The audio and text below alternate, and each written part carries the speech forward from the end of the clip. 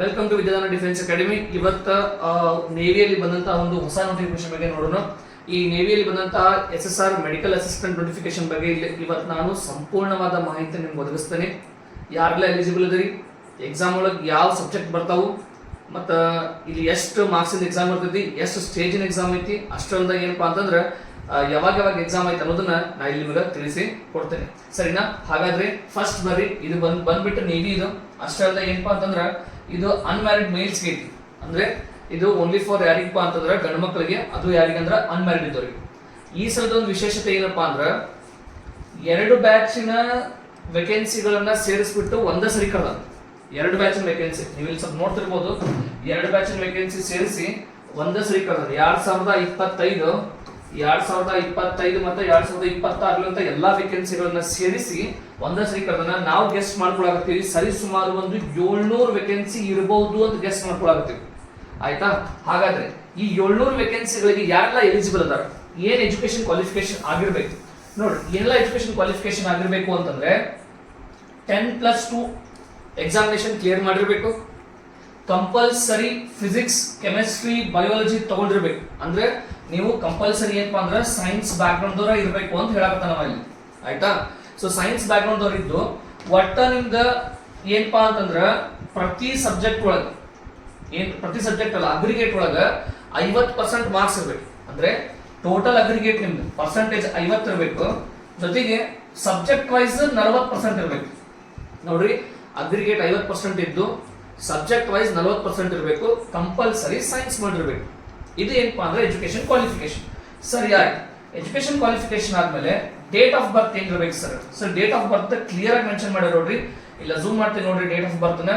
Sir date of ಬರ್ತ್ ಬಂದ್ಬಿಟ್ಟು compulsory first ಬ್ಯಾಚ್ಗೆ ಅಂದ್ರೆ 2025 ಇದು 2025 ಬ್ಯಾಚ್ಗೆ ಸೆಪ್ಟೆಂಬರ್ 1, 2004 ಅಲ್ಲಿಂದ ಹಿಡಿದು ಫೆಬ್ರವರಿ 29, 2008 ಒಳಗೆ ನಿಮ್ ಡೇಟ್ ಆಫ್ ಬರ್ತ್ ಏನಾರ ಇತ್ತಂದ್ರೆ ನೀವು ಫಸ್ಟ್ ಬ್ಯಾಚ್ಗೆ ಅಪ್ಲೈ ಮಾಡಬಹುದು. ಸರ್ ಸೆಕೆಂಡ್ ಬ್ಯಾಚ್ಗೆ ಯಾರೆಲ್ಲ ಅಪ್ಲೈ ಮಾಡಬಹುದು? ಸರ್ ಜುಲೈ 2005 ಮತ್ತ 31 ಡಿಸೆಂಬರ್ 2008 ಇಷ್ಟರೊಳಗೆ ಇತ್ತಂದ್ರೆ ನಿಮ್ ಡೇಟ್ ಆಫ್ ಬರ್ತ್ ಸೆಕೆಂಡ್ ಬ್ಯಾಚ್ಗೆ ಅಪ್ಲೈ ಮಾಡಬಹುದು. ಸರ್ 2 ಬ್ಯಾಚ್ಗೆ ಯಾರು ಅಪ್ಲೈ ಮಾಡಬಹುದು ಸರ್ ಅಂತಂದ್ರೆ ನೋಡ್ರಿ, ಯಾರ್ದು date of birth 1 July 2005 29 February 2008 ಐತಲ್ಲ, ಇವ್ರು ಏನ್ ಮಾಡ್ಬೋದಪ್ಪ ಅಂತಂದ್ರೆ 2 ಬ್ಯಾಚ್ಗೆ ಅಪ್ಲೈ ಮಾಡ್ಬೋದು. ನಿಮ್ದು ಜುಲೈ 2005 ಒಳಗ ಡೇಟ್ ಆಫ್ ಬರ್ತ್ ಇರಬೇಕು, ಎಂಡಿಂಗ್ ಎಲ್ಲಿರ್ಬೇಕು 2008 ಒಳಗೆ ಇರ್ಬೇಕು, ಅದು ಫೆಬ್ರವರಿ ಒಳಗೆ. ಇವರೆಲ್ಲ ಏನ್ ಮಾಡ್ಬೋದು ಅಂದ್ರೆ 2 ಬ್ಯಾಚ್ಗೆ ಅಪ್ಲೈ ಮಾಡ್ಬೋದು. ಅರ್ಥ ಆದ? ಎಸ್. ಹಾಗಾದ್ರೆ ಇದರಿಂದ ಡೇಟ್ ಆಫ್ ಬರ್ತ್ ಇಂದ ಹಾಗಾದ್ರೆ ನೆಕ್ಸ್ಟ್ ಏನಪ್ಪಾ ಸರ್? ನೆಕ್ಸ್ಟ್ ಏನಪ್ಪಾ ಅಂತಂದ್ರೆ ಇಲ್ಲೇ ನಿಮ್ಗ ಇಲ್ಲಿ ನೋಡ್ರಿ ಪೇಗೆಲ್ಲ ಕೊಟ್ಟನ, ಪೇಗೆ ಯೂಸ್ ಇಲ್ಲ ನಿಮ್ಗೆ.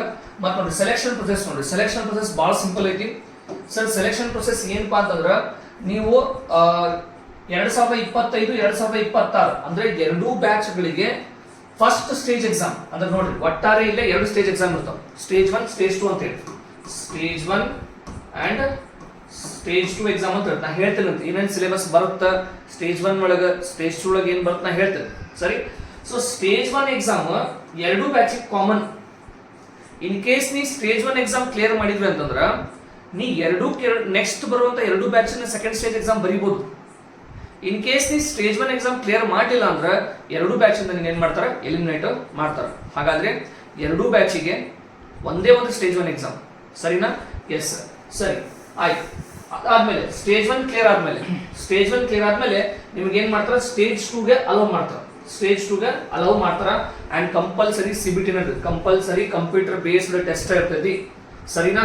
Yes sir. ಮುಂದೆ ನೋಡೋಣ ಡಿಟೇಲ್ ಆಗಿ ಏನ್ ಸಬ್ಜೆಕ್ಟ್ ಬರ್ತೈತಿ, ಎಷ್ಟು ಮಾರ್ಕ್ಸ್ ಇರ್ತಾವು, ಕಂಪ್ಯೂಟರ್ ಬೇಸ್ಡ್ ಹೌದಲ್ಲ ಅಂತ ಮುಂದೆ ನೋಡೋಣ.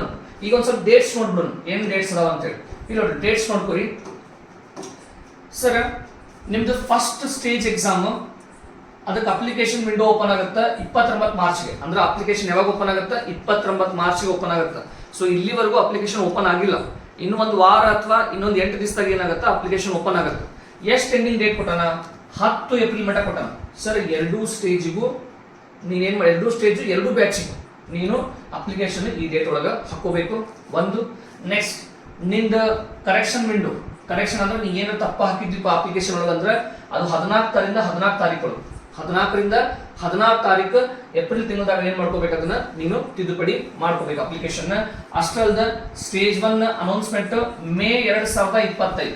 ಅದರ ಅರ್ಥ ಮೇ ಮೊದಲ ವೀಕ್ ಅಥವಾ ಸೆಕೆಂಡ್ ವೀಕ್ ಒಳಗೆ ಏನ್ ಮಾಡ್ತಾರಪ್ಪ ಅಂತಂದ್ರೆ 2025 ಒಳಗೆ ಸ್ಟೇಜ್ 1 ಎಕ್ಸಾಮ್ ನಡೆಸ್ಬಿಡ್ತಾರೆ. ಆಯ್ತಾ? ತದನಂತರದಲ್ಲಿ ಆ ಸ್ಟೇಜ್ 1 ಎಕ್ಸಾಮ್ ಏನಪ್ಪಾ ಅಂದ್ರೆ ರಿಸಲ್ಟ್ಸ್ ಅಂದ್ರೆ ಮಾರ್ಕ್ಸ್ ಅನ್ನ ಮೇ 25 ಕೊಡ್ತಾರೆ. ನಂತರ ಏನ್ ಮಾಡ್ತಾರಪ್ಪ ಅಂತಂದ್ರೆ ನೋಡ್ರಿ, ಸ್ಟೇಜ್ 2 ಅದು ಯಾವುದು 2025 ಬ್ಯಾಚ್. ಸ್ಟೇಜ್ 2 2025 ಬ್ಯಾಚ್ ಜೂನ್ 2025 ನಡೆಸ್ತಾರೆ. ಮತ್ತೆ ರಿಸಲ್ಟ್ ನ ಜುಲೈ 2025 ಕೊಡ್ತಾರೆ. ಆಯ್ತಾ? ನೆಕ್ಸ್ಟ್ ನಿಮ್ಗೆ ಏನಪ್ಪಾ ಟ್ರೈನಿಂಗ್ಗೆ ಸೆಪ್ಟೆಂಬರ್ 2025 ಕರೀತಾರೆ. ಇದು ಬ್ಯಾಚ್ 1 ಕೆಲಸ, 2025 ಬ್ಯಾಚ್ ಕೆಲಸ. ನೋಡ್ರಿ, ಸ್ಟೇಜ್ 1 ಇಬ್ಬರಿಗೂ ಸೇಮ್, ಸ್ಟೇಜ್ 1 ಇಬ್ಬರಿಗೂ ಸೇಮ್, ಬಟ್ ಸ್ಟೇಜ್ 2 ಎರಡು ಬ್ಯಾಚಿಗೆ ಬೇರೆ ಬೇರೆ ನಡೆಯುತ್ತೆ. ಅದ್ರಾಗ ಡೇಟ್ಸ್ ಕ್ಲಿಯರ್ ಕಟ್ ಆಗಿ ಮೆನ್ಷನ್ ಮಾಡಿದಾನೆ. ಆಯ್ತಾ? ನೆಕ್ಸ್ಟ್ ಇಲ್ಲೇ ಸ್ಟೇಜ್ 2 ಎಕ್ಸಾಮ್, ಸ್ಟೇಜ್ 2 ಎಕ್ಸಾಮ್ ಎದರದ್ದು batch second 2026 stage 2 exam March 2026 ಅಂದ್ರೆ ಮುಂದಿನ ವರ್ಷ ನಡೆಯುತ್ತೆ. ಸ್ಟೇಜ್ 2 ಬ್ಯಾಚ್ 2 ಸರಿನಾ? ರಿಸಲ್ಟ್ ಏನಪ್ಪಾ ಅಂದ್ರೆ ಮುಂದಿನ ವರ್ಷ ಮೇ ಒಳಗೆ ಕೊಡ್ತಾನೆ. ಮತ್ತ ಏನಪ್ಪಾ ಅಂದ್ರೆ ಅದ್ರದ್ದು ಶಾರ್ಟ್ ಲಿಸ್ಟ್ ಅಂದ್ರೆ ನಿಮ್ಗೆ ಟ್ರೈನಿಂಗ್ ಸೆಂಟರ್ಗೆ ಜುಲೈ 2026 ಕರೀತಾರೆ. ನೋಡ್ರಿ, ಬಾಳ ಸಿಂಪಲ್ ಐತಿ. 2 ಬ್ಯಾಚ್ ಅದಾವ. ಓಕೆ, ಎರಡು ಬ್ಯಾಚಿಗೂ ಸ್ಟೇಜ್ 1 ಎಕ್ಸಾಮ್ ಕಾಮನ್ ಐತಿ. ಸ್ಟೇಜ್ 1 ಎಕ್ಸಾಮ್ ಕ್ಲಿಯರ್ ಆತಂದ್ರೆ ನಿನಗೆ ಸ್ಟೇಜ್ 2 ಅಲೌ ಮಾಡ್ತಾರ. ಸ್ಟೇಜ್ 2 2025 ಇಲ್ಲಿ ಡೇಟ್ಸ್ ಅದಾವು. ನೆಕ್ಸ್ಟ್ 2026 ಇಲ್ಲಿ ಡೇಟ್ಸ್ ಅದಾವು. ಆಯ್ತಾ? ಇದೆಲ್ಲ ಡೇಟ್ಸ್ ಗಳ ಬಗ್ಗೆ ಮಾಹಿತಿ. ಸರ್, ಹಾಗಾದ್ರೆ ಸ್ಟೇಜ್ 1 ಎಕ್ಸಾಮ್ ಒಳಗೆ ಯಾವ್ಯಾವ ಸಬ್ಜೆಕ್ಟ್ ಇರ್ತಾವೆ, ಎಷ್ಟೆಷ್ಟು ಮಾರ್ಕ್ಸ್ ಇರ್ತೈತಿ, ಕಂಪ್ಯೂಟರ್ ಬೇಸ್ಡ್ ಟೆಸ್ಟ್ ಇರ್ತೈತಿ ಏನ್ರಿ ಇದು? ಹಾಗಾದ್ರೆ ನೋಡ್ರಿ, ಇಲ್ಲಿ ನೋಡ್ರಿ, ಇದು ಯೂಶುವಲಿ ಪೇಪರ್ ಇದು ಕಂಪ್ಯೂಟರ್ ಬೇಸ್ಡ್ ಟೆಸ್ಟ್ ಐತಿ. ಅಂದ್ರೆ ಇಲ್ಲಿ ನೋಡ್ಬೋದು ನೀವು, ಕಂಪ್ಯೂಟರ್ ಬೇಸ್ಡ್ ಟೆಸ್ಟ್ ಐತಿ. ಆಯ್ತಾ? ಇದು ಕಂಪ್ಯೂಟರ್ ಬೇಸ್ಡ್ ಟೆಸ್ಟ್ ಐತಿ. ಅಷ್ಟಲ್ಲ ಏನಪ್ಪಾ ಅಂದ್ರೆ 2 ಭಾಷೆ ಒಳಗೆ ಬರುತ್ತೆ, ಹಿಂದಿ ಮತ್ತು ಇಂಗ್ಲಿಷ್ ಭಾಷೆ.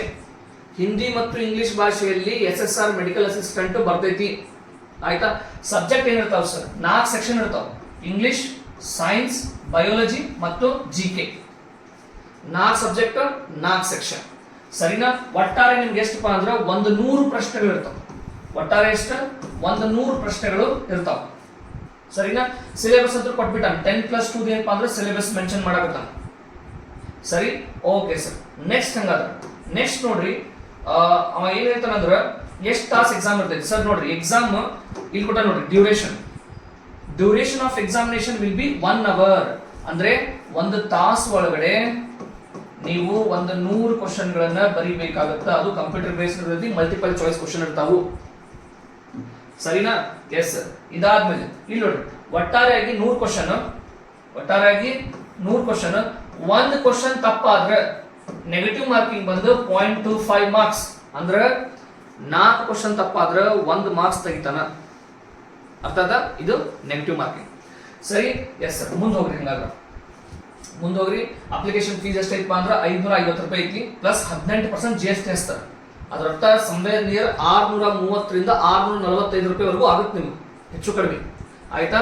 Yes sir. ಅದಾದ್ಮೇಲೆ ಮತ್ತೇನ್ ಹೇಳ್ತಾರೆ ಸರ್?